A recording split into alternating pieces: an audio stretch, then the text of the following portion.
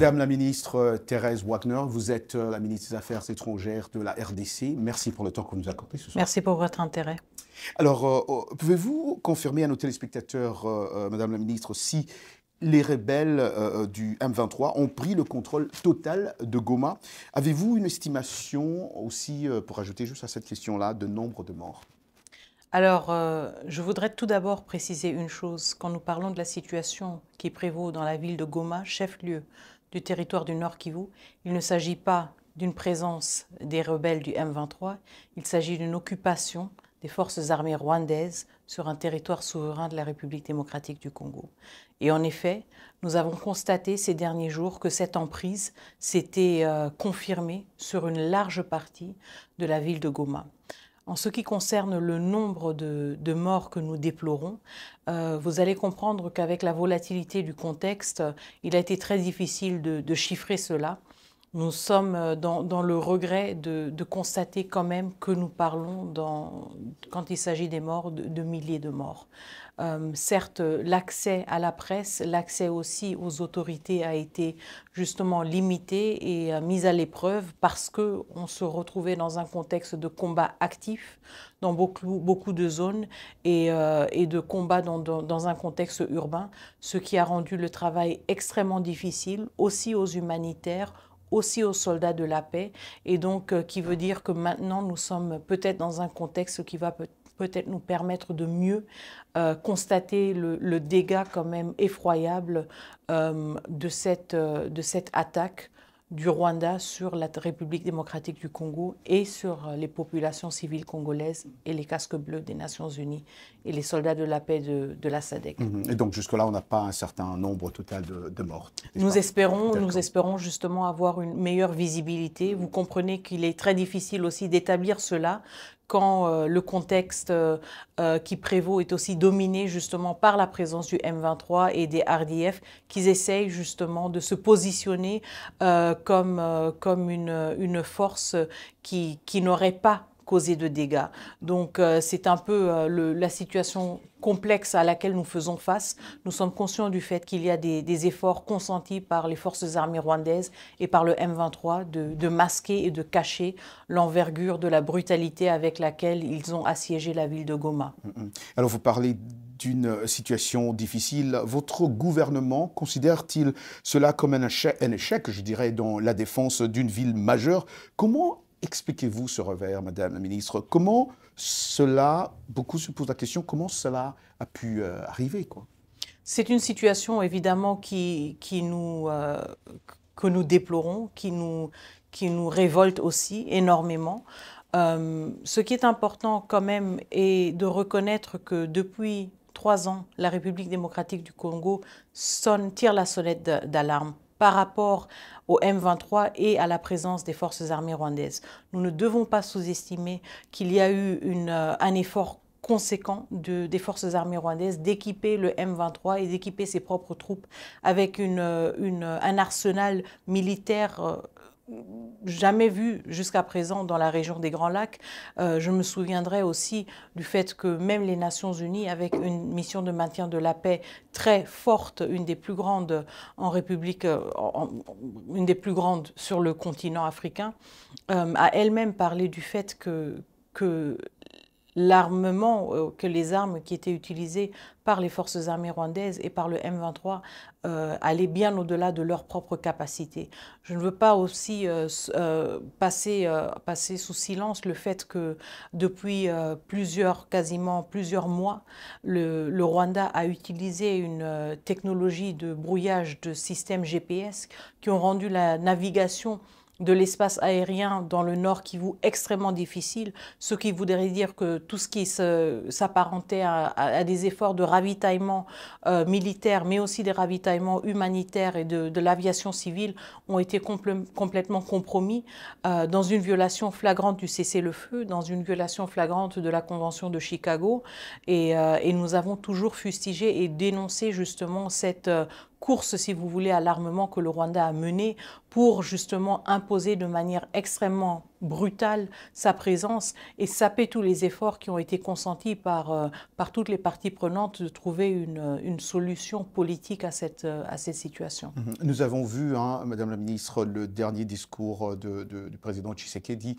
Y a-t-il une stratégie pour reprendre ce territoire? Évidemment, nous n'allons jamais accepter qu'il y ait des usurpateurs qui essayent d'implanter leur présence. Et donc, nous n'allons jamais accepter justement une cohabitation, si vous voulez. Tout d'abord, une cohabitation avec le Rwanda sur notre territoire souverain. Cela était inacceptable. C'est une violation, comme je le dis toujours, du droit international, de notre souveraineté et de notre intégrité territoriale. Donc, la République démocratique du Congo ne conçoit pas du tout rester dans une situation dans laquelle la présence des forces armées rwandaises et de leurs supplétifs du M23 fasse partie d'une normalité quelconque. De nombreuses inquiétudes aussi circulent selon lesquelles l'armée congolaise manquerait de soutien de la part du gouvernement avec des salaires bas et une faible motivation affectant sa capacité même à combattre le M23. Que répondez-vous à ces allégations, Madame la Ministre? Alors, le président de la République, Félix-Antoine Tshisekedi Tshilombo, a, depuis son accession au pouvoir, consenti beaucoup d'efforts pour améliorer la situation de nos soldats. Nous sommes conscients du fait qu'il y a encore beaucoup de travail à faire. Nous sommes aussi conscients que nous venons de très loin. Les régimes précédents ont investi des efforts stratégiques, si vous voulez, à démembrer et à fragiliser l'armée même. Et donc, nous devons être conscients du fait que c'est un travail un travail dans lequel nous devons rebâtir notre armée. Cela est extrêmement difficile quand nous faisons face à ce genre d'assaut et à ce genre d'attaque. Les efforts que nous avons consentis et que nous avons menés dès le début du premier mandat du président de la République et qui continue dans ce deuxième mandat, vont continuer pour justement que nous soyons mieux outillés à faire face à ces défis. Je comprends entièrement la frustration et la préoccupation de beaucoup de nos concitoyens, mais je voudrais vous rassurer justement que ces efforts vont continuer et que nous tirons aussi les leçons nécessaires des échecs et des difficultés auxquelles nous faisons face sur le terrain pour voir comment mieux outiller nos forces armées, mieux les accompagner et défendre avec encore plus d'efficacité notre territoire souverain. Alors, Madame la Ministre, on parle des Roumains. Votre gouvernement a-t-il engagé des mercenaires pour renforcer ses efforts de contrôle de cette région? Il s'agissait plutôt d'un effort, justement, de renforcer les capacités de nos forces armées à travers des formateurs qui ont été recrutés à l'extérieur du pays. Donc, ces efforts-là étaient plutôt consentis dans une logique de renforcer les capacités des forces armées de la République démocratique du Congo. Okay. Parlons un peu dernièrement, on a vu que le président Tshisekedi a refusé de rencontrer les dirigeants régionaux pour négocier une solution au conflit. Pourquoi? Alors, je voudrais clarifier une chose.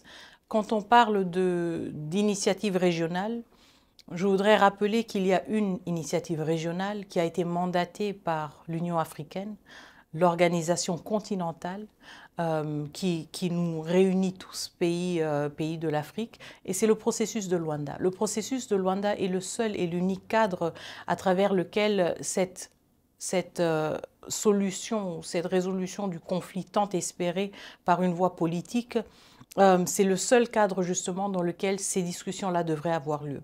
Donc nous avons réitéré le fait que nous attendons le Rwanda dans le processus de Luanda, le processus auquel lui, il a adhéré aussi, mais duquel il s'est séparé très récemment et auquel il n'a pas participé, par exemple, au sommet du 15 décembre. Je voudrais rappeler aussi que le Conseil de sécurité, tous les membres du Conseil de sécurité, de manière unanime, et vous savez que ces jours-ci, ce n'est pas toujours évident d'obtenir une unanimité au sein du Conseil de sécurité, mais tous les membres étaient très clairs là-dessus.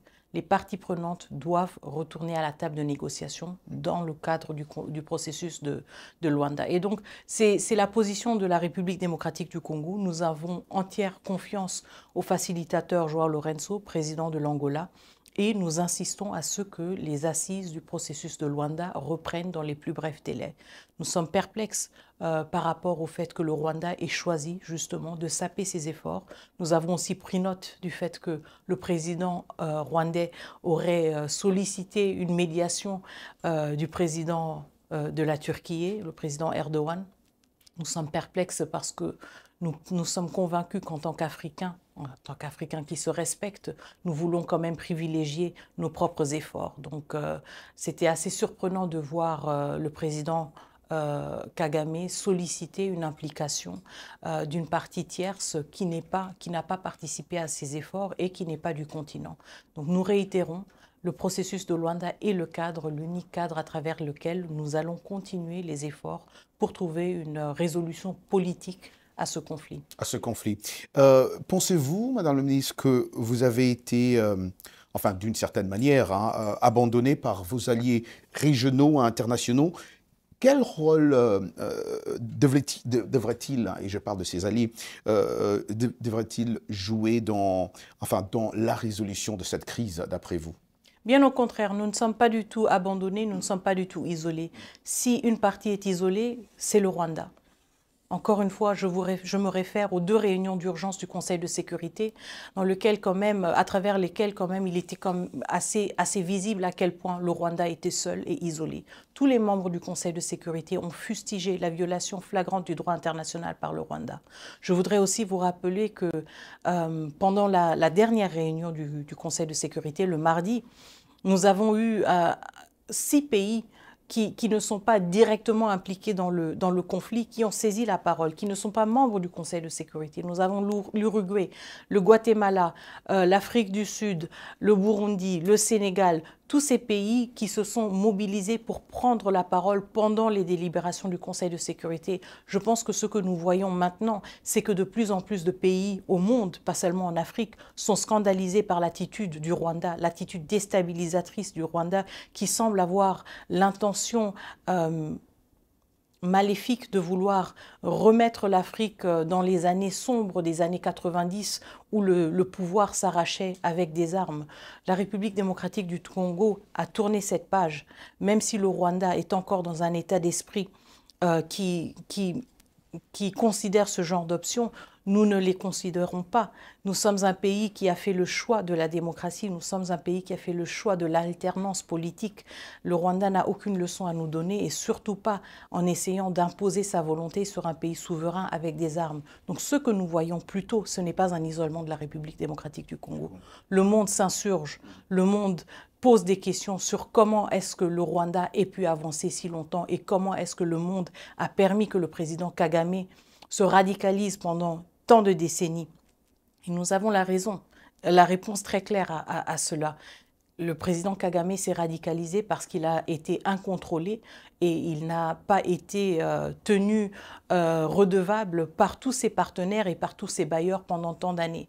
Et donc nous nous retrouvons maintenant dans une situation où un chef de l'État semble incontrôlé et obsédé par l'intention de vouloir déstabiliser un pays voisin et contribuer au changement inconstitutionnel d'un régime légitime. Ceci est inacceptable et nous refusons qu'en 2025, l'Afrique que nous voulons avoir, l'Afrique que nous aspirons, qu'elle soit une Afrique du développement, de la prospérité et de l'avenir et de l'espoir pour toutes les générations qui suivront. Nous refusons catégoriquement que ce narratif soit imposé sur notre continent et sur notre pays. Madame la Ministre, quel est votre message aux milliers de civils congolais maintenant sous contrôle rebelle, en majorité en tout cas? Comment allez-vous aider la population qui a déjà fui la ville? Est-ce qu'il y a une certaine... il y a des suivis sur ça, c'est ceux qui sont partis, ceux qui ne sont plus dans le territoire? Alors mon message tout d'abord, c'est qu'ils ne sont pas seuls, ils ne sont pas abandonnés, ils sont la raison pour laquelle chaque matin, tout le monde se lève à Kinshasa, tout le monde se lève à la diaspora. Mon message, c'est que nous sommes de tout cœur avec nos compatriotes à l'est de la République démocratique du Congo, en particulier au Nord Kivu. Mon message est que les efforts que nous fournissons se font sur plusieurs fronts. Je suis à la tête du front diplomatique et nous menons des efforts inlassables. Nous allons tenir toutes les parties prenantes redevables. Nous allons nous assurer qu'il y a une pleine transparence sur ceux qui ont parlé et ceux qui n'ont pas parlé. Nous allons rappeler toutes les organisations de leurs aspirations, de leurs principes et de leurs obligations. Et justement, tenir toutes les parties prenantes redevables pour le fait qu'ils aient laissé la situation se détériorer d'une telle manière pendant les dernières années, mais aussi les rappeler qu'ils ont une responsabilité et une opportunité de passer à l'action. De passer à l'action. Ma dernière question, Madame la Ministre, votre gouvernement a accusé à plusieurs reprises, à vous entendre même parler aussi ce soir, le Rwanda de soutenir le M23, tandis que le président Paul Kagame nie toute implication et continue à nier d'ailleurs. Quelles preuves concrètes avez-vous pour étayer vos accusations? Alors encore une fois, cela montre justement le fait que le Rwanda est isolé. Aujourd'hui, il n'y a que le Rwanda qui prétend ne pas être présent en République démocratique du Congo. Il y a 2 jours, au Conseil de sécurité, 15 membres du Conseil de sécurité ont dénoncé la présence du Rwanda. Il y a quelques semaines, le groupe d'experts des Nations Unies a publié un rapport accablant qui parle de plus de 4000 troupes rwandaises sur le territoire souverain de la République démocratique du Congo. Des troupes qui tuent, des troupes qui pillent nos ressources naturelles, parce que ce même rapport parle de 150 tonnes de coltan exploités et transférés vers le Rwanda de la République démocratique du Congo par les forces armées rwandaises et exportés sur les marchés internationaux sous l'étiquette du Rwanda. Donc, vous voyez qu'il y a des preuves accablantes. Même la presse qui est sur place à Goma peut vous dire et vous dit clairement qu'il y a des forces armées rwandaises présentes. Donc, nous voyons aussi que le Rwanda, encore une fois, dans son narratif illusoire, est complètement isolé. Le monde est conscient du fait qu'il s'agit maintenant d'un conflit armé entre 2 États et pas d'un conflit armé interne.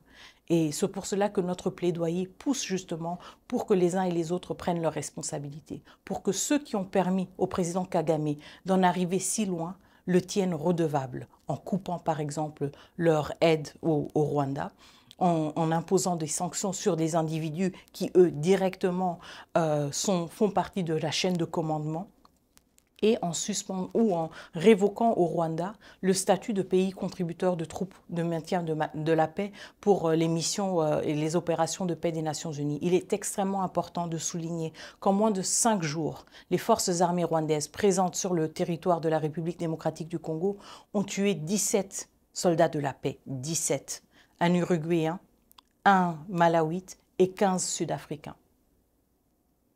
Le Rwanda est un des pays les plus grands contributeurs de troupes de maintien de la paix. Et donc nous sommes dans un contexte aussi où même cela doit être révoqué comme statut. Il est inacceptable qu'un pays qui contribue aux missions de maintien de la paix soit en même temps la cause de la mort de soldats de la paix. Excellence Thérèse Wagner, je rappelle que vous êtes ministre des Affaires étrangères de la RDC. Encore une fois, merci pour le temps que vous avez accordé.